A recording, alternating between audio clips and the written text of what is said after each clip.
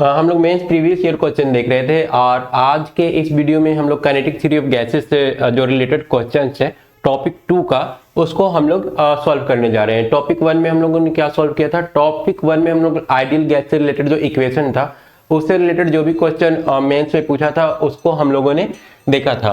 इस वीडियो में हम लोग देखने वाले हैं टॉपिक 2। टॉपिक 2 में क्या देखेंगे? टॉपिक 2 में देखेंगे काइनेटिक एनर्जी। काइनेटिक एनर्जी देखेंगे गैस मॉलिक्यूल का, इसके अलावा उसका आरएमएस स्पीड जो होता है वो देखेंगे और वो किस तरह से प्रेशर एक्सर्ट करता है वाल पर, वो इस 3 चीज से रिलेटेड जो फार्मूला है उसको सीखेंगे और उसके बाद वो सीख लेने के बाद उस फार्मूला को अप्लाई किस तरह से क्वेश्चन में करना है वो हम लोग को जान लेना है, या फिर ये जानना है कि अगर ये 3 फार्मूला हम लोग को पता है तो इन 3 फार्मूला से किस किस टाइप का क्वेश्चन जनरेट किया जा सकता है या फिर मेंस पूछ सकता है, ये पता करने के लिए कि आपको ये फार्मूला याद है या नहीं। मतलब कुल मिला के यही हम लोग को जानना है, या फिर मेंस यही जानना चाहता है कि आपने वो 3 फार्मूला पढ़ करके आया है कि नहीं आया है।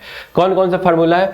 पहला फार्मूला हम लोग को जानना है kinetic energy of molecule. Kinetic energy of molecule क्या हो जाएगा? तो ये हो जाएगा 3/2 kT के बराबर। 3/2 kT ये एक मोलिक्यूल का काइनेटिक एनर्जी होता है। ठीक है, अगर n मोलिक्यूल का पूछेगा तो हम लोग क्या करेंगे? तो यहाँ पर 3 की जगह f भी हम लोग चाहे तो कर सकते हैं। f करने से क्या बेनिफिट होगा? f करने से हम लोग क्या कर सकते हैं ना, डिग्री ऑफ फ्रीडम है। इस केस में हम लोग मोनोएटॉमिक, डायटॉमिक या पॉलीटॉमिक किसी भी टाइप का अगर गैस दिया हुआ रहेगा ना तो उसके अनुसार हम लोग यहाँ पर वैल्यू पुट करके और इसको चेंज कर लेंगे। फॉर एग्जांपल अगर मोनोएटॉमिक दिया हुआ है तो डिग्री ऑफ फ्रीडम उसमें कितना होता है? 3 होता है, 3/2 kT। हालांकि डिग्री ऑफ फ्रीडम कैसे निकालते हैं और डिटेल थ्योरी में बताया गया था, हम एक बार फिर आगे जब जरूरत पड़ेगा ना तो हम वहां पर बता देंगे। अभी हम लोग मोनोएटॉमिक के लिए ही याद करके रखते हैं। तो पहला काइनेटिक एनर्जी अगर एक मोलिक्यूल का दिया हुआ हो, निकालना हो, तो वहां पर हम लोग फार्मूला क्या यूज करेंगे? 3/2 इंटू kT के बराबर, जहां पर k क्या है? बोल्ट्जमैन कांस्टेंट है, जिसका वैल्यू हम लोग को याद कर लेना है या फिर क्वेश्चन में दिया हुआ रहेगा। अगर n मोलिक्यूल ऐसा ऐसा दे दे तो उस केस में काइनेटिक एनर्जी कितना हो जाएगा? तो n इंटू 3/2 इंटू kT के बराबर हो जाएगा। और अगर n मोल दे दे तो उस केस में क्या करना है? n मोल अगर दे दे तो हम लोग को 3/2 इंटू nRT यूज करना है। मतलब कि नंबर ऑफ मोल अगर दिया हुआ रहे तो वहां पर k के जगह हम लोग R यूज कर सकते हैं। तो क्या R और k में कोई रिलेशन भी होता है? तो हाँ, R और k में रिलेशन होता है। R बराबर होता है नाक, ठीक है, Na क्या है? एवोगाड्रो नंबर, और k क्या हो गया? Boltzmann constant. तो इसका आगे अगर जरूरत पड़ेगा तो हम लोग यूज करेंगे और डिटेल्स देख भी लेंगे कि कैसे ये फार्मूला इस फार्मूला में कन्वर्ट हो जाता है। अभी फिलहाल के लिए हम लोग को मेन जो याद रखना है एक मोलिक्यूल के लिए काइनेटिक एनर्जी कितना यूज करना है? 3/2 kT के बराबर। और अगर n मोल गैस दे दिया तो उस केस में हम लोग 3/2 इंटू nRT यूज कर लेंगे। ठीक है, ये हम लोग का मोनो एटॉमिक गैस के केस में हो जाएगा। जो मतलब अभी जो हम लोग क्वेश्चन सॉल्व करने वाले हैं ना, 6 क्वेश्चन सॉल्व करेंगे। 6 क्वेश्चन में जो सारा कुछ दिया हुआ है, जहां भी काइनेटिक एनर्जी पूछा है मोनो एटॉमिक पूछा है, तो मोनो एटॉमिक में हम लोग आंख बंद करके 3/2 इंटू kT यूज करेंगे, 3/2 इंटू nRT यूज करेंगे अगर नंबर ऑफ मोल दिया हुआ है तो। ठीक है, मोनो एटॉमिक के लिए डिग्री ऑफ फ्रीडम 3 क्यों लेते हैं? चूंकि मोनोएटॉमिक एक स्फीयर टाइप का गैस हम लोग एज्यूम करके चलते हैं। ये जो होता है ना 3 डायरेक्शन में मूव कर सकता है, x डायरेक्शन, y डायरेक्शन और z डायरेक्शन। ठीक है, 3 डायरेक्शन में मूव कर सकता है, जिसका डिग्री ऑफ फ्रीडम हम लोग कितना ले लेते हैं? 3 ले लेते हैं। वही जब डायटोमिक केस आता है तो वहां पर 5 लेते हैं। डायटोमिक केस में 5 क्यों लेते हैं? जैसे डायटोमिक मॉलिक्यूल जो होगा ना वो इस टाइप का होगा, 2 एटम इस तरह से कनेक्टेड होंगे। तो ये इसमें जो होता है ना 3 ट्रांसलेशनल और 2 रोटेशनल डिग्री ऑफ फ्रीडम होता है। ठीक है, 5 होता है टोटल। ठीक है, 3 ट्रांसलेशनल कौन सा हो जाएगा? तो एक इस डायरेक्शन में मूव कर सकता है आगे पीछे, ठीक है, दूसरा इस डायरेक्शन में इस तरह से मूव कर सकता है।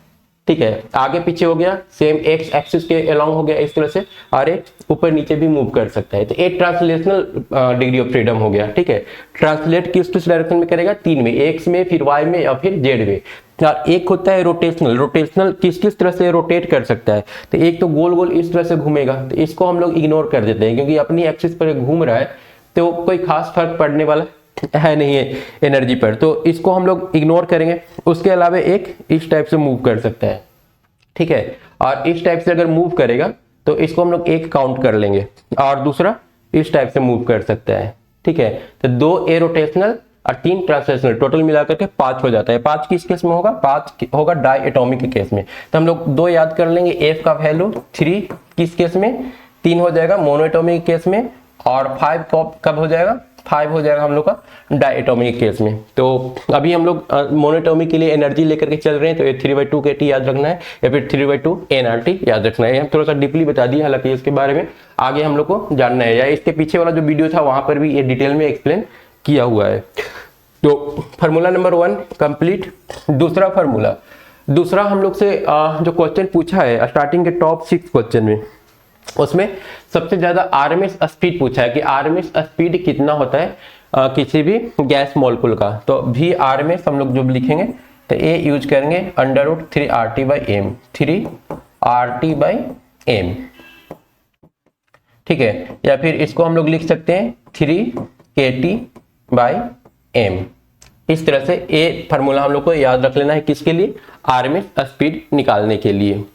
यहाँ पर ध्यान ये रखना है कि यहाँ पर आर जब लेंगे तो कैपिटल एम यूज करना है, के लेंगे तो स्मॉल यूज करना है। देखने से ही पता चल रहा है दोनों छोटा छोटा, ठीक है ना। के भी समझ लो कि स्मॉल यूज कर रहे हैं, एम भी स्मॉल यूज कर रहे हैं, आर कैपिटल यूज कर रहे हैं तो एम भी कैपिटल यूज कर रहे हैं, ठीक है।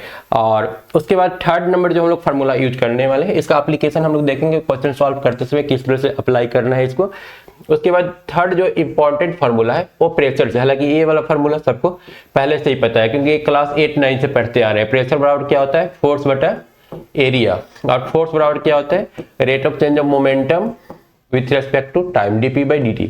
ये हम लोग कब पढ़े थे? ये पढ़े थे लॉ ऑफ मोशन में क्लास 11th में। तो एक टोटल 3 फार्मूला हम लोग को सीख लेना है, और 3 फार्मूला अगर याद है तो फिर देख लो कितना आसानी से और कितना इजिली जो है ना मेंस का क्वेश्चन सॉल्व हो जाता है। सबसे पहले हम लोग 2020 का ही ट्राई करते हैं, 20, 19, 18 ऐसे करके हम लोग चलते हैं और देखते जाते हैं, क्योंकि 20, 18, 19 बन जाएगा तो लगभग सारा क्वेश्चन बन जाएगा। आगे वाला भी 21, 22, 23 वाला भी और पीछे वाला भी बनेगा। तो ये सबसे डिफिकल्ट क्वेश्चन होता है।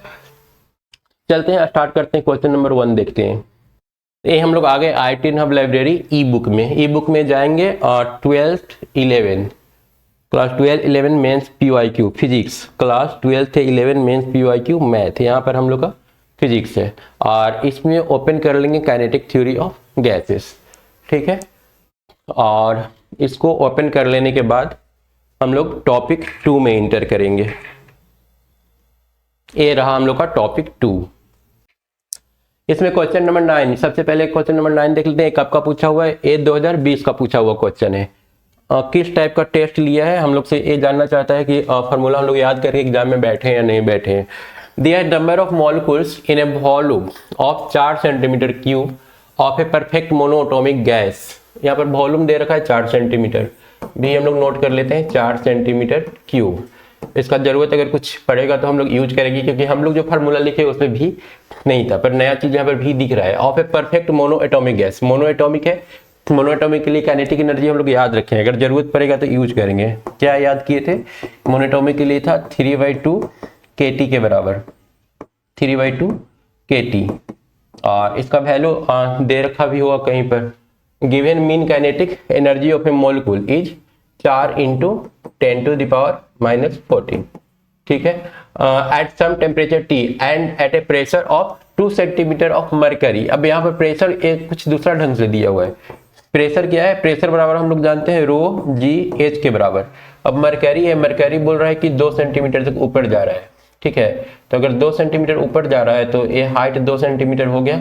मरकरी का डेंसिटी हम लोग को पता है, तो हम लोग प्रेशर यहाँ का पता कर लेंगे। ρGH का वैल्यू, रो का वैल्यू कितना दे रखा है? 13.6 दे रखा है, 13.6। जी का वैल्यू हम लोग कितना लेंगे? 980 CGS में लेंगे, तो 980, और H 2 सेंटीमीटर लेना है, तो प्रेशर हम लोग का निकल जाएगा। ये आ रहा है 26,656, 26,656, ठीक है। ये हम लोग का प्रेशर हो गया CGS यूनिट में। उसके बाद आगे और क्या बोल रहा है? At pressure 2 centimetre mercury is clause 2, ठीक है। Number of molecules in a volume, N का वैल्यू निकालना है, कैपिटल एन का वैल्यू कितना होगा, नंबर ऑफ मोलिक्यूल्स कितना होगा। हम लोग आइडियल जो गैस था उसमें एक इक्वेशन पढ़े थे हम लोग, वहां पर क्या पढ़े थे? PV बराबर nRT, ठीक है। PV बराबर nRT हम लोग वहां पर पढ़ रखे हैं। और अगर हम लोग को इसको K के टर्म में लिखना हो तो हम लोग क्या जानते हैं, हम लोग जानते हैं एक फार्मूला आज ही हम लोग पढ़े, उसमें था जो k का वैल्यू होता है या r का वैल्यू होता है Na इंटू के बराबर होता है। तो यहाँ से r का वैल्यू अगर हम लोग पुट कर देंगे तो n इंटू आर के जगह पर कितना हो जाएगा, Na इंटू के। ठीक है, अब n नंबर ऑफ मोल हो गया और एवोगाड्रो नंबर हो गया। नंबर ऑफ मोल हम लोग क्या जानते हैं, नंबर ऑफ मोल होता है number of molecule, number of molecule बटा एवोगाड्रो नंबर। ठीक है, केमिस्ट्री में ऑलरेडी हम लोग पढ़ चुके हैं, अगर नंबर ऑफ मोलिक्यूल दिया हुआ है और उससे नंबर ऑफ मोल निकालना है तो हम लोग क्या कर लेंगे, नंबर ऑफ मोलिक्यूल को एवोगाड्रो नंबर से डिवाइड कर देंगे तो हम लोग को नंबर ऑफ मोल मिल जाएगा और इसको मल्टीप्लाई कर देंगे हम लोग Na से, है ना। यहाँ पर Na है और इंटू के है इंटू टी है। अब यहाँ से Na कैंसिल हो गया तो ये बन जाता है NKT। मतलब हम लोग चाहे तो एक फार्मूला और याद रख सकते हैं, वो क्या, वो हो जाएगा PV बराबर NKT। यहाँ पर ध्यान रखना है P क्या है, P प्रेशर हो गया, V वॉल्यूम हो गया, इसीलिए वॉल्यूम यहाँ पर दिया हुआ था। ठीक है, हम लोग फार्मूला में वॉल्यूम नहीं पढ़े थे क्योंकि ये जो क्वेश्चन है थोड़ा सा मिक्स किया है इसके फर्स्ट वाला टॉपिक से। तो फर्स्ट वाला टॉपिक में ऑलरेडी ये फार्मूला हम लोग पढ़ चुके थे और नया टॉपिक में ऑलरेडी नया नया कुछ फार्मूला पढ़े और इन दोनों फार्मूला को मिक्स कर दिए। ठीक है, R बराबर Na को जब हम लोग मिक्स कर दिए, जो आज हम लोग फार्मूला पढ़े थे, तो कुल मिलाकर के एक नया फार्मूला बनकर के रेडी हो गया, PV बराबर NKT। मतलब कुल मिला के हम लोग चाहे तो PV का दो फार्मूला याद रख सकते हैं, एक PV बराबर nRT और एक PV बराबर NKT। ये दोनों का दोनों फार्मूला काफी ज्यादा इंपॉर्टेंट है। ठीक है, इन दोनों का यूज होता है, इन दोनों को आपस में कंबाइन करके हम लोग एक नया रिलेशन निकाल सकते हैं। किस चीज के लिए, प्रेशर निकालने के लिए। हालांकि अभी प्रेशर वाला हम लोग एक सिंपल सा फार्मूला शुरू में पढ़े, ठीक है, उस फार्मूला को चाहे तो और थोड़ा सा हम लोग बढ़ा सकते हैं। अभी हम लोग प्रेशर बराबर क्या पढ़े थे, फोर्स बटा एरिया पढ़े थे, जहां पर हमने बोला था कि एफ के जगह पर dp/dt यूज कर लेना। लेकिन अगर चाहे तो इन दोनों का यूज करके उसको थोड़ा सा और एक्सटेंड किया जा सकता है, जो आगे जरूरत पड़ेगा तो हम लोग एक्सटेंड करेंगे। अभी फिलहाल हम लोग क्या निकालने के लिए बोला है, नंबर ऑफ मोलिक्यूल निकालने के लिए बोला है। तो यहाँ से n बराबर क्या हो जाएगा, यहाँ से n का वैल्यू जो है वो हो जाएगा n इज इक्वल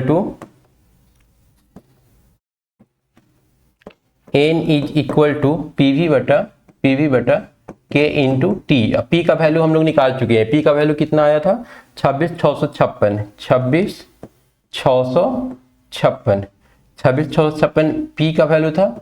V का वैल्यू कितना हम लोग का आया था, V का वैल्यू हम लोग का दिया हुआ है कितना, 4 सेंटीमीटर क्यूब। तो सारा सीजीएस यूनिट में ही है तो 4 ही इसको रहने देते हैं।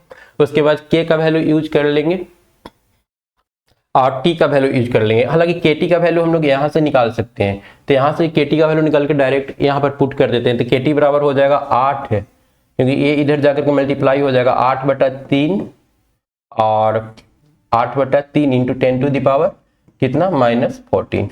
अब बस हम लोग को इसको सॉल्व कर लेना है, सॉल्व कर लेने से हम लोग का आंसर आ जाएगा। इसको अगर सॉल्व कर लेते हैं तो ए आता है हम लोग का, ए यहाँ पर कितना 14 है ना, 14 ए आ जाएगा हम लोग का 10 के पावर 14 और यहाँ से लगभग 4 10 के पावर 18 के रेंज में। मतलब हम लोग का आंसर आ जाएगा 5.8 इंटू 10 टू द पावर 18।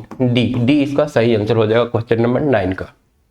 अगर एग्जैक्ट निकालना चाहे तो इसको 2.5 कर लेते हैं, 2.5 इंटू 4, 2.5 इंटू 4, क्योंकि 2.6 है, 2.6 इंटू 10 टू द पावर +4 करेंगे तो ये तो 10 के पावर 18 हो गया। तो 10 के पावर 18 तो चलो यहाँ पर भी है और यहाँ पर भी है। उसके बाद इसको अप्रॉक्स 2.5 मान लेते हैं, तो 2.5 इंटू 4 कितना हो जाएगा, 10 इंटू 3 30, 30/8 4 के अप्रॉक्स आ जा रहा है। तो फिर ए ही इसका सही आंसर हो जाएगा। 9 का सही आंसर क्या है, ए। एग्जैक्ट ऐसे कैलकुलेटर से हम लोग कैलकुलेट कर सकते हैं। तो ये था हम लोग का क्वेश्चन नंबर 9। इसके बाद आता है क्वेश्चन नंबर 10 में। क्वेश्चन नंबर 10 क्या दे रखा है, क्वेश्चन नंबर 10 है nitrogen gas is at 300 degree centigrade temperature. ठीक है, the temperature at which the RMS speed of hydrogen molecule will be equal to the RMS speed of the nitrogen molecule. दो तो gas molecule दिया हुआ है और दोनों के स्पीड को, आर्मिक स्पीड को हम लोग को इक्वल करके इक्वेट कर देना है। तो ऑलरेडी हम लोग आर्मिक स्पीड निकालने का फार्मूला सीख चुके हैं। तो फार्मूला लिख करके बस हम दोनों को आपस में इक्वल कर देंगे, जो पार्ट कैंसिल होने वाला रहेगा कैंसिल कर देंगे, हम लोग का आंसर आ जाएगा। और ये भी कब का पूछा हुआ क्वेश्चन है, ये भी 2020 का ही पूछा हुआ क्वेश्चन है। तो एक तरफ नाइट्रोजन का ले लेते हैं, √3 RT/m या फिर √3 KT/m। जब के लेते हैं तो यहाँ पर स्मॉल एम लेते हैं, जब आर लेते हैं तो क्या लेते हैं, कैपिटल एम लेते हैं। स्मॉल एम और कैपिटल एम क्या है, यहाँ पर स्मॉल एम जो है ना एक मोलिक्यूल का मास है, मास ऑफ वन मोलिक्यूल, और जब हम लोग कैपिटल एम लेते हैं ना तो ये मास ऑफ वन मोल होता है, मास ऑफ वन मोल। मतलब जब मोल का बात आएगा ना तब हम लोग यहाँ पर कैपिटल आर और कैपिटल एम लेंगे, और जब मोलिक्यूल का बात आएगा तो स्मॉल के और स्मॉल एम लेंगे। अब यहाँ पर दे रखा है नाइट्रोजन, नाइट्रोजन का मोलर मास, मतलब 1 मोल का मास दिया हुआ है। तो जब बात मोल का आता है तब हम लोग क्या लेते हैं, आर लेते हैं। तो हम लोग ए फार्मूला ना यूज करके कौन सा यूज करेंगे, 3RT बाई कैपिटल एम, क्योंकि हम लोग को मोलर मास पता है। यहाँ पर जो गिवन है हाइड्रोजन या नाइट्रोजन का, या फिर जो हम लोग को याद है वो क्या याद है, मोलर मास याद है। तो इतना ये हम लोग ले लेते हैं नाइट्रोजन का, क्योंकि एक नाइट्रोजन है, ए नाइट्रोजन का ले लिए, इज इक्वल टू दूसरा तरफ ले लेते हैं हाइड्रोजन का, 3RTH बाई एम। ठीक है, ये हो जाएगा हाइड्रोजन का। अब सारा अंडर रूट कैंसिल हो गया, 3R भी कैंसिल हो जाएगा। और टेम्परेचर दे रखा है कि कितना रखना है, nitrogen gas is at 300 degree centigrade. The temperature at which the RMS speed of H2, मतलब H2 के लिए हम लोग को टेम्परेचर निकालना है और इसका ऑलरेडी 300 दे रखा है। हम लोग का सिर्फ यहाँ पर बच रहा है temperature of nitrogen divided by molar mass of nitrogen. Molar mass कितना है नाइट्रोजन का, 28 है, तो यहाँ पर 28 ले लेंगे, is equal to temperature of hydrogen divided molar mass of hydrogen का कितना ले लेंगे, H2 का 2 ले लेंगे। अब यहाँ पर केल्विन में कन्वर्ट कर देना है 300 डिग्री सेंटीग्रेड को, तो नाइट्रोजन के लिए 300 डिग्री सेंटीग्रेड हो जाएगा 300 प्लस 273, ये हम लोग का केल्विन में आ गया। इतना बटा 28 इंटू 2 बराबर हम लोग बोल सकते हैं कि ये हमारा हाइड्रोजन का टेम्परेचर होगा। यहाँ से एक कैंसिल हो रहा है, जोड़ देंगे तो 3 2 573 बटा 14 आ जाएगा। और इसको अगर हम लोग सॉल्व कर दे तो 573 बटा 14 41 केल्विन के बराबर आ जाएगा। तो ये हम लोग का हो जाएगा टेम्परेचर ऑफ हाइड्रोजन, मतलब हाइड्रोजन 41 केल्विन टेम्परेचर पर इसका जो आर्मिस स्पीड होगा वो नाइट्रोजन के स्पीड के बराबर हो जाएगा। तो काफी सिंपल क्वेश्चन था। यहाँ पर कंफ्यूज स्टूडेंट कहाँ पर हो सकता है, इस एम में, स्मॉल एम में और कैपिटल एम में। वो सोच सकता है कि कौन सा फार्मूला यूज करे, 3KT बाई एम यूज करे या फिर 3RT बाई एम यूज करे। तो अगर यहाँ पर मोलर मास पता है तो हम लोग क्या यूज कर लेंगे, RT वाला फार्मूला यूज कर लेंगे। ऐसा और भी क्वेश्चन मिलेगा जहाँ पर वो कंफ्यूज करने की कोशिश करेगा, मतलब ये चेक करने की कोशिश करेगा कि फार्मूला सिर्फ याद लिया रट करके याद कर लिया या फिर उसका मतलब भी पता है कि कहाँ पर क्या यूज करना है। आगे क्वेश्चन दिया है, for a given gas at 1 atm pressure RMS speed of the molecule is इतना। ठीक है, किसी गैस के लिए आर्मिस स्पीड कितना दिया हुआ है, भी आर्मिस नोट कर लेते हैं, ये 200 मीटर पर सेकेंड है। टेम्परेचर कितना है, 127 प्लस 273 कर लेते हैं, केल्विन में कन्वर्ट कर लेंगे तो ये 7 3 10 का 0, 7 2 9 1 10 0 2 1 3 और 1 4 400 केल्विन हो रहा है किसी एक गैस 1 के लिए। ठीक है, एट 2 atm प्रेशर, इसका प्रेशर कितना दिया हुआ है, 1 atm है। At 2 atm pressure and 227 degree centigrade RMS speed of molecule. पूरा प्रेशर को बढ़ा करके अगर 2 atm कर दें तो आर्मिस स्पीड पर क्या असर पड़ेगा, P बराबर यहाँ पर 2 atm कर दिया है। अब पूछ रहा है कि आर्मिस स्पीड पर क्या असर पड़ेगा। टेम्परेचर कितना दे रखा है, टेम्परेचर हम लोग को दे रखा है 227 डिग्री। इसको अगर केल्विन में कन्वर्ट करेंगे तो 273 इसमें भी ऐड करना पड़ेगा, तो ये 500 के आसपास 500 हो जाएगा। ठीक है, 2 2 4 और 1 500 केल्विन। तो सेकेंड वाला का प्रेशर टेम्परेचर दिया हुआ है, फर्स्ट वाला का टेम्परेचर और प्रेशर दिया हुआ है, इसका भी आर्मिस दिया हुआ है, सेकेंड वाला का भी आर्मिस निकालना है। भी आर्मिस क्या होगा ये हम लोग को निकालना है। हम लोग क्या जानते हैं, भी आर्मिस का जो फार्मूला होता है, भी RMS is equal to √3RT by M होता है। ठीक है, 3RT बाई एम। और इसमें हम लोग देख रहे हैं इसमें प्रेशर तो है ही नहीं, तो प्रेशर घटना बढ़ना उससे तो कोई इफेक्ट पड़ने वाला है नहीं, तो प्रेशर को तो इग्नोर ही कर लेते हैं।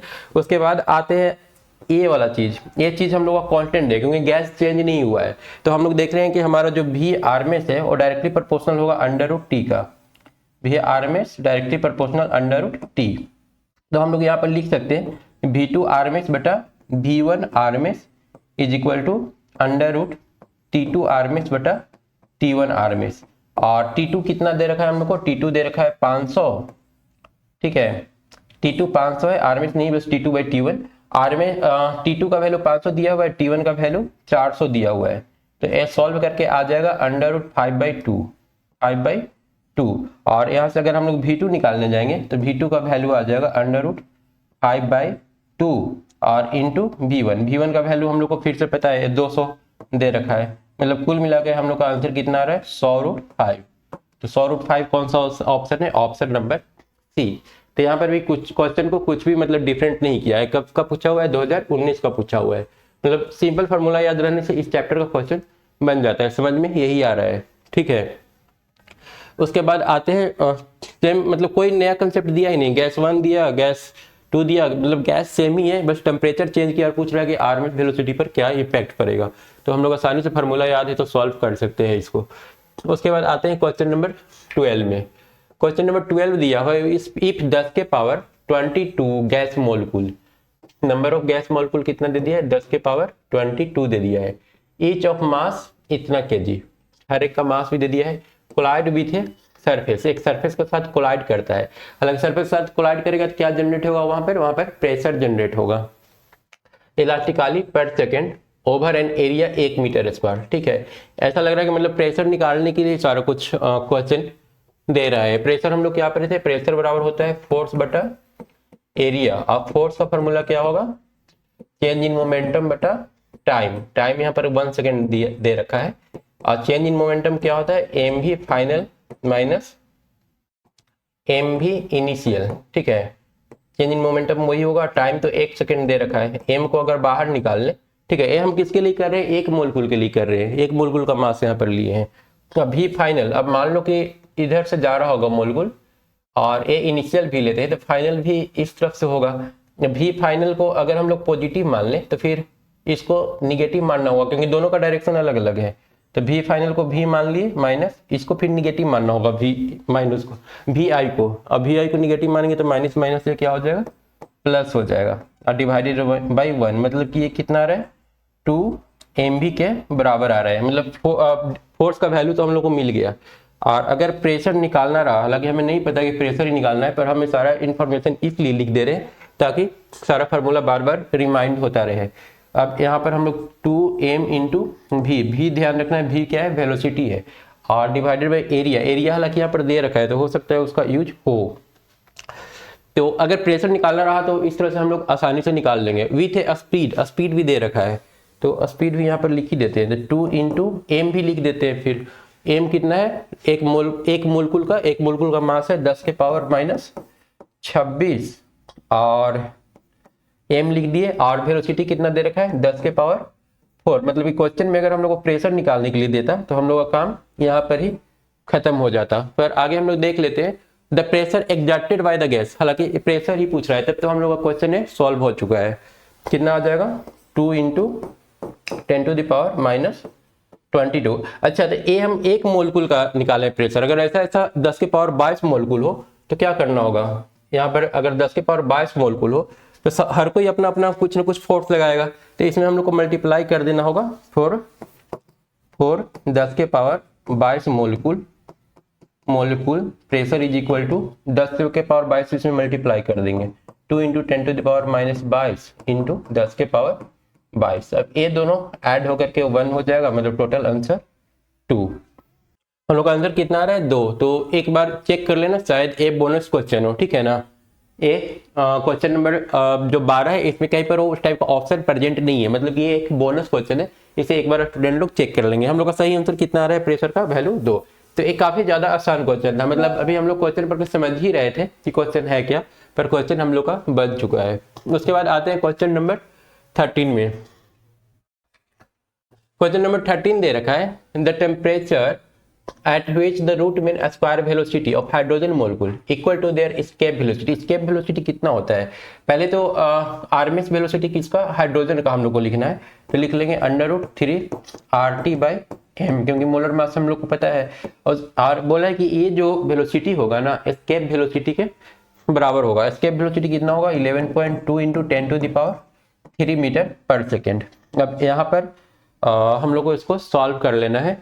ये हो जाएगा √, हम लोग को निकालना क्या है? क्लोजेस्ट टू टेम्परेचर का वैल्यू निकालना है, टी का वैल्यू कितना होगा। तो दोनों तरफ या फिर डायरेक्ट होल स्क्वायर कर देते हैं, तो 3 RT/m। एम की जगह पर हम लोग हाइड्रोजन के लिए कितना ले लेंगे? 2 ले लेंगे, और इसको अगर केजी में लेना है तो 2 इंटू 10⁻³ क्योंकि यहाँ पर सारा जो यूनिट है ना केजी में है, मीटर और केजी में दिया हुआ है, तो हम लोग 2 ग्राम ना लेकर के एक मोलकुल का जो वेट है, एक मोल का जो वेट है वो हम लोग क्या करेंगे केजी में ले लेंगे। या फिर यहाँ पर बोल्ट्जमैन कांस्टेंट दिया हुआ है, तो बोल्ट्जमैन कांस्टेंट दिया हुआ है तो हम लोग ए वैल्यू ना यूज करके ए वाला यूज कर लेते हैं, √3 kT/m, √3 kT/m। स्मॉल m क्या हो जाएगा, एक मोलकुल का वेट हो जाएगा। m का वैल्यू हम लोग निकालने के लिए क्या करेंगे, m बराबर हो जाएगा मोलर मास बटा Avogadro number. Molar mass hydrogen का कितना 2, और अगर किलोग्राम में लिखते हैं तो 2 इंटू 10⁻³ बटा एवोगाड्रो नंबर। ये हो जाएगा हम लोग का m का वैल्यू। अब दोनों तरफ अगर होल स्क्वायर कर ले तो ये हो जाएगा 3 kT/m is equal to 11.2 into 10⁻³। और यहाँ से अगर हम लोग t निकालने जाएंगे तो t बराबर, t हम लोग का किस चीज में आएगा, केल्विन में या फिर डिग्री में, यहाँ पर केल्विन में आएगा क्योंकि हम लोग जो बोल्ट्जमैन कांस्टेंट यूज कर रहे हैं ना वो यहाँ पर केल्विन के टर्म में दिया हुआ है। तो t निकालेंगे तो 11.2 इंटू 10⁻³ इंटू m का वैल्यू कितना लेना है 2 into 10⁻³ divided by Avogadro number Na, और उसके बाद ये 3 के जो है नीचे चला आएगा, 3 इंटू के का वैल्यू कितना लेना है 1.38 इंटू 10⁻23। ठीक है, और फिर यहाँ पर एवोगाड्रो नंबर का वैल्यू ले लेंगे, इसको हम लोग सॉल्व कर लेंगे। सॉल्व करने से ये आ जाएगा 10⁴ केल्विन। तो इसका सही आंसर कौन सा हो जाएगा, सी, मतलब 13 का सही आंसर क्या है, सी है। उसके बाद आते हैं क्वेश्चन नंबर 14। क्वेश्चन नंबर 14 में क्या दे रखा है, a mixture of 2 mole of helium gas. ठीक है, हीलियम गैस का यहाँ पर एटॉमिक मास दे दिया है, हम लोग निकालना क्या है, V आर्गन बटा V आर्गन निकालना है। रेशियो ऑफ देयर, यहाँ पर molar mass atomic mass actually दोनों को दे रखा है, दोनों का दे रखा है, टेम्परेचर दोनों का सेम है और 1 मोल है। ठीक है, a mixture of 2 mole of helium, helium 2 mole लिया है and 1 mole of argon. Actually हम सारा कुछ डाटा जो दिया हुआ है वो नोट कर लेते हैं पहले। Number of mole of helium कितना है, हीलियम का दे रखा है 2 मोल।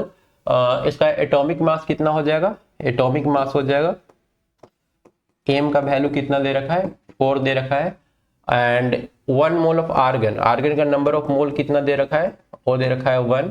एटॉमिक मास कितना दे रखा है, ये दे रखा है 40। हालांकि नंबर ऑफ मोल से कोई इफेक्ट पड़ता नहीं, कोई फर्क पड़ेगा नहीं। जब हम लोग V आर्गन लिखते हैं तो V आर्गन इक्वल होता है √3 kT/m, या फिर ए भी लिख सकते हैं √3 RT/m, कैपिटल M ही लिख देते हैं, यहाँ पर कैपिटल M क्या हो जाएगा, मोलर मास हो जाएगा। तो हम लोग देख रहे हैं कि नंबर ऑफ मोल पर V आर्गन नहीं डिपेंड कर रहा है, V आर्गन जो है एक टेम्परेचर पर डिपेंड कर रहा है और एक मोलर मास पर डिपेंड कर रहा है। टेम्परेचर जो है यहाँ पर फिक्स रखा गया है 300 केल्विन। ठीक है, टेम्परेचर यहाँ भी 300 केल्विन और यहाँ भी 300 केल्विन। तो कुल मिलाकर के कोई चीज जो वेरी कर रहा है वो क्या है, m है। तो हम लोग लिख सकते हैं कि यहाँ पर हम लोग को निकालना है V हीलियम बटा V आर्गन इनवर्सली प्रोपोर्शनल है। तो अंडर हम लोग क्या करेंगे, आर्गन वाला का मास ऊपर लिखेंगे, आर्गन वाला कितना है 40 है और इसका कितना है 4 है, 40/4। ठीक है, और यहाँ पर हम लोग का ए मोलर मास है पर ए एटॉमिक मास दिया हुआ है। पर हम लोग तो जानते हैं, केमिस्ट्री में ऑलरेडी पढ़ चुके हैं कि एटॉमिक मास और मोलर मास सिर्फ हम लोग ग्राम पर मोल, यहाँ पर ए यूनिट जो इसका है ना, दोनों का यूनिट में फर्क होता है। ठीक है, यहाँ पर यू दिया हुआ है यूनिट, और हम लोग जब यहाँ पर यूज करते हैं तो क्या यूज करते हैं, ग्राम पर मोल यूज करते हैं। मतलब 40 यू दिया हुआ है तो इसी को अगर हम मोलर मास में कन्वर्ट करेंगे, ठीक है, ये हो जाएगा 40 ग्राम पर मोल। उसी तरह से अगर हीलियम का दे करके रखा है 4, तो 4 यू कन्वर्ट हो जाएगा 4 ग्राम पर मोल में। मतलब ए हम लोग का एटॉमिक मास हो गया और ए क्या हो गया, मोलर मास हो गया या फिर मोलिकुलर मास हो गया। तो इसलिए हम लोग का यहाँ पर रेशियो में कोई फर्क पड़ने वाला नहीं है। ठीक है, रेशियो सेम का सेम रह जाएगा, जो एटॉमिक मास का है वही मोलर मास का है। कहीं कहीं पर चेंज होता है, जैसे हाइड्रोजन का अगर हम लोग ले लेंगे तो यहाँ पर एक एटम जो होता है ना, एक एटम का एटॉमिक मास 1 यू होता है, पर इसका जब मोलर मास लेंगे तो 1 मोल में 2 हाइड्रोजन होगा। कहने का मतलब कि हाइड्रोजन का एटॉमिक मास जो होता है 1 AMU होता है, एक एटम का मास कितना होगा 1 AMU। लेकिन जब हाइड्रोजन मोलिकुल लेंगे तो इस मोलिकुल का मोलिकुलर मास कितना हो जाएगा 2 AMU, मोलिकुलर मास कितना हो जाएगा 2 AMU, या फिर इसी को बोलेंगे 2 ग्राम पर मोल। ठीक है। तो यहाँ पर चूंकि हाइड्रोजन कंबाइंड होता है, दो हाइड्रोजन एटम मिल करके एक मोलेक्युल बनाता है हाइड्रोजन का, इसलिए यहाँ पर 2 से मल्टीप्लाई कर रहे हैं। पर यहाँ पर जो हम लोग का गिवन है वो हीलियम गिवन है, हीलियम आपस में कंबाइन नहीं करेगा, हीलियम एक एटम एक ही मोलेक्युल बनाएगा। उसी तरह से आर्गन, आर्गन भी इंडिपेंडेंट होता है, एक आर्गन का एक एटम होता है या फिर एक मोलेक्युल में एक ही आर्गन रहेगा। तो इस केस में हम लोग को ये सब कुछ चेंज नहीं करना है, बस इसको √10 कर देना है और आंसर हम लोग का 3.16 के बराबर आ जाएगा। तो 14 का सही आंसर क्या हो जाएगा? 14 का सही आंसर है ए। तो ये था हम लोग का क्वेश्चन 9 से लेकर के 14 तक। हम लोग यहाँ पर देखें कि कुछ भी नया नहीं किया है, मतलब कि अगर हम लोग को फार्मूला पता है, फार्मूला में जो सिंबल यूज हुआ है उस सिंबल का मतलब पता है, तो क्वेश्चन आसानी से सॉल्व हो जाता है। कहने का मतलब वही कि मैक्सिमम जो क्वेश्चन होता है वो इजी होता है। मान के चले कि 50% इजी और 25% मीडियम, ठीक है। तो 75% क्वेश्चन स्टूडेंट आसानी से सॉल्व करके आ सकता है अगर इजी सारे क्वेश्चन पर, मतलब सारा फार्मूला का सिर्फ मतलब भी उनको ढंग से याद हो। तो प्रॉब्लम क्या होता है, 2 साल में लोग इतने सारे क्वेश्चन सॉल्व कर लेते हैं कि उन्हें कुछ याद ही नहीं रहता कि हमने कहाँ पर क्या पढ़ा।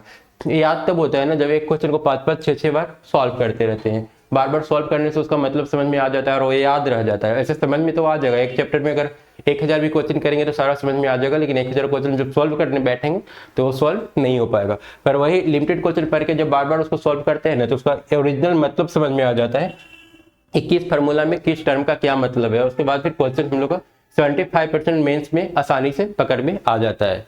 तो इसको क्लोज करते हैं, फिर नेक्स्ट वीडियो में हम लोग देखते हैं 15 से आगे का क्वेश्चन।